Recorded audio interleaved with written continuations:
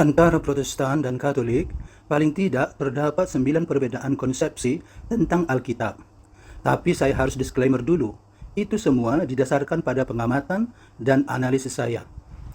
Mau tahu apa saja perbedaan tersebut? Ikuti videonya.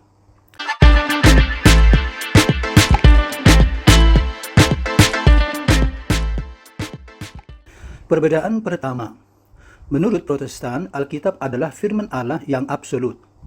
Sebagai firman Allah yang absolut, Alkitab menurut Protestan harus mengatasi segala-galanya, termasuk mengatasi gereja. Artinya, Alkitab tidak boleh diposisikan lebih rendah daripada gereja. Alkitab harus diposisikan jauh lebih tinggi daripada gereja. Sebab Alkitab adalah firman Allah sendiri, sedangkan gereja hanyalah buatan manusia. Protestan juga percaya bahwa Alkitab adalah absolut. Oleh sebab itu, Alkitab tidak boleh mengandung kesalahan dan tidak boleh berubah. Tidak boleh ditafsir berbeda dari apa yang tertulis.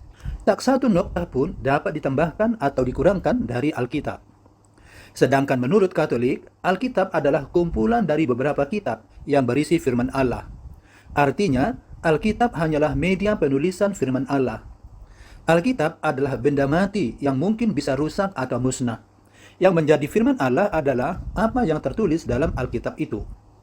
Jadi, jika ada kesalahan dalam penulisan atau perbedaan dari satu ayat ke ayat yang lain, atau dari satu kitab ke kitab yang lain, itu adalah hal yang wajar. Karena memang Alkitab itu ditulis oleh manusia. Misalnya, ada perbedaan silsilah Yesus menurut Injil Lukas dan Injil Matius. Hal ini dianggap wajar, karena kedua Injil ini ditulis oleh orang yang berbeda dengan perspektif yang berbeda. Perbedaan kedua, menurut Protestan, Alkitab adalah satu-satunya sumber kebenaran iman.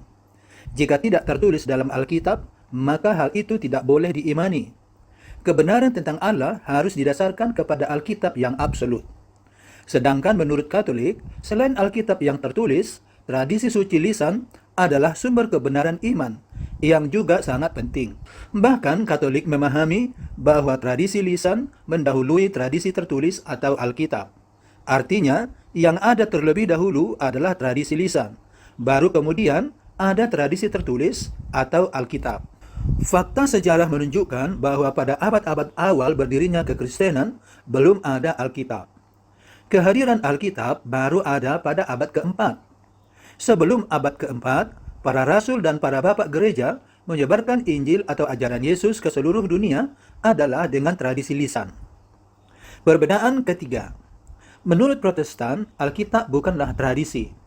Protestan menolak tradisi yang ada dalam gereja Katolik, sebab menurut mereka, tradisi adalah buatan manusia. Oleh sebab itu, Protestan beranggapan bahwa kebenaran yang didasarkan pada tradisi adalah pelanggaran terhadap perintah Allah. Namun, Katolik memiliki pandangan yang berbeda. Menurut Katolik, tradisi adalah cikal bakal pengajaran dalam gereja mula-mula. Antara Protestan dengan Katolik, terdapat perbedaan yang tajam dalam memaknai istilah tradisi. Menurut Protestan, tradisi adalah kebiasaan-kebiasaan dan adat istiadat yang dipraktekkan manusia dalam kehidupannya sehari-hari. Namun menurut Katolik, makna tradisi adalah pengajaran. Kata tradisi sendiri berasal dari bahasa Latin, yakni tradere, yang artinya mengajar atau meneruskan secara turun-temurun.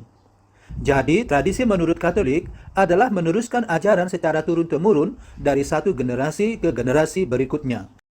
Sebutan tradisi suci maknanya adalah meneruskan ajaran Tuhan secara turun-temurun. Ada dua macam tradisi menurut Katolik, yakni tradisi lisan dan tradisi tertulis. Tradisi lisan adalah tradisi atau pengajaran yang disampaikan secara lisan. Pada awal kekristenan, para rasul dan para bapak gereja memberi pengajaran secara lisan, sehingga pengajaran mereka lazim disebut sebagai tradisi lisan. Dan hingga sekarang pun, tradisi lisan masih dipraktekkan. Misalnya, homili pastor saat misa dapat dikategorikan sebagai tradisi lisan. Tradisi tertulis adalah pengajaran yang disampaikan secara tertulis, misalnya melalui kitab suci. Dapat dikatakan bahwa dalam tradisi gereja, tradisi tertulis baru dimulai setelah adanya kanonisasi kitab suci pada abad keempat. Namun pada zaman ini, tradisi membaca di kalangan umat masih belum secanggih zaman sekarang, paling tidak oleh karena dua faktor. Pertama, pada zaman kuno, kitab suci masih langka, sehingga tidak semua umat mendapat kesempatan yang merata untuk membaca kitab suci. Faktor kedua, literasi membaca umat masih sangat rendah. Pada zaman itu, mayoritas umat atau jemaat tidak mengenyam pendidikan dasar seperti pada zaman sekarang, sehingga mereka tidak bisa membaca sendiri kitab suci yang ada. Perbedaan keempat, menurut Protestan, setiap individu boleh membuat tafsiran terhadap isi Alkitab. Sedangkan menurut Katolik, satu-satunya yang berotoritas untuk menafsir Alkitab adalah magisterium. Magisterium adalah rahmat kuasa mengajar yang diterima dan dimiliki oleh Paus dalam persatuannya dengan para uskup sedunia. Praktek penafsiran terhadap Alkitab secara individual ini telah menyebabkan banyaknya ajaran atau teologi yang berbeda-beda dari satu denominasi ke denominasi lain, yang kemudian menyebabkan perpecahan di tubuh Protestan. Namun hal demikian tidak terjadi dalam tubuh gereja Katolik. Hal ini disebabkan adanya magisterium yang menjaga keutuhan ajaran Tuhan. Perbedaan kelima, Alkitab Protestan hanya terdiri dari 66 kitab, yakni 39 Perjanjian Lama dan 27 kitab Perjanjian Baru. Sedangkan Alkitab Katolik terdiri dari 73 kitab, yakni 46 kitab Perjanjian Lama dan 27 kitab Perjanjian Baru. Adanya perbedaan jumlah kitab ini, terutama kitab-kitab dalam Perjanjian Lama, disebabkan Martin Luther membuang 7 kitab yang ada di Perjanjian Lama, khususnya kitab yang dianggap sebagai Deuterokanonika. Perbedaan keenam, Alkitab Protestan didasarkan pada Alkitab Katolik, sedangkan Alkitab Katolik didasarkan pada kanonisasi yang pengabsahannya dilakukan pada sebuah konsili. Fakta sejarah menunjukkan bahwa gereja Protestan baru berdiri pada abad ke-16. Pada saat itu, Alkitab Katolik sudah ada. Berdirinya gereja Protestan didasarkan pada dalil-dalil Martin Luther yang memprotes gereja Katolik. Menurut Martin Luther, tidak seharusnya Paus yang memegang kekuasaan tertinggi dalam menafsir Alkitab. Seharusnya setiap individu menurut Martin Luther memiliki hak untuk menafsir Alkitab. Berdasarkan argumen ini, Martin Luther menerjemahkan Alkitab ke dalam bahasa Jerman. Namun sayangnya, dalam proses penerjemahan ini, Martin Luther membuat revisi terhadap ayat-ayat Alkitab Perjanjian Baru dan membuang beberapa kitab dari Perjanjian Lama, dengan tujuan untuk menyesuaikan prinsip-prinsip doktrinal sola scriptura, sola fide, dan sola gratia yang dikembangkannya. Perbedaan ketujuh, menurut Protestan, kanonisasi Alkitab khususnya Perjanjian Lama didasarkan pada kanon Ibrani. Sedangkan dalam gereja Katolik, kanonisasi Perjanjian Lama didasarkan pada kanon Yunani atau Septuaginta. Perbedaan ke-8, menurut Protestan, Alkitab adalah benar secara iman dan sains. Oleh sebab itu, umat Protestan sangat percaya bahwa Alkitab tidak mungkin bertentangan dengan ilmu pengetahuan. Namun faktanya, banyak informasi yang ada di dalam Alkitab tidak sesuai dengan fakta ilmiah. Misalnya mengenai penciptaan. Di dalam Alkitab disebutkan bahwa bumi dengan segala isinya diciptakan dalam 6 hari. Informasi ini sangat jelas bertentangan dengan fakta ilmiah. Sementara menurut Katolik, Alkitab tidak dimaksudkan sebagai buku sejarah, apalagi sebagai buku ilmiah, tetapi hanya sebagai pedoman iman bagi umat beriman. Namun tetap diyakini bahwa Alkitab mengandung nilai-nilai kesejarahan. Dengan demikian, Gereja Katolik sangat terbuka terhadap kajian-kajian kritis terhadap Alkitab, termasuk kajian-kajian yang menentang Alkitab, misalnya kajian tentang kesejarahan Yesus. Perbedaan ke-9, dalam Protestan, kanonisasi Alkitab didasarkan pada keputusan individu, sedangkan kanonisasi dalam gereja Katolik didasarkan pada keputusan bersama dalam konsili. Dalam gereja Protestan tidak ada magisterium yang dipegang sekelompok orang atau pejabat gereja. Yang ada adalah magisterium individu. Jika seorang individu memiliki pengaruh yang besar, maka besar pula kemungkinan ajarannya diikuti banyak orang, bahkan berpotensi mendirikan sebuah denominasi.